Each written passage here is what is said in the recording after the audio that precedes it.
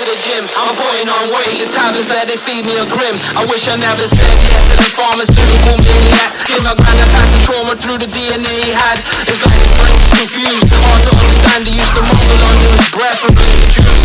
A young boy seeing World War II and had to escape the Nazis who were soon to come through.